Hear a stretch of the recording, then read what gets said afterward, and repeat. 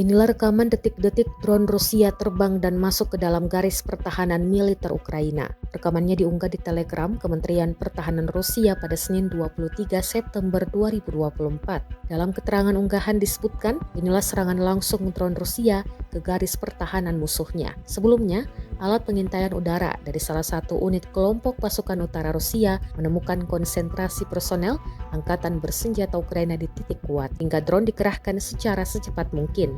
Akibat hantaman langsung drone FPV, benteng pertahanan angkatan bersenjata Ukraina di wilayah perbatasan Kursk diklaim Rusia telah hancur.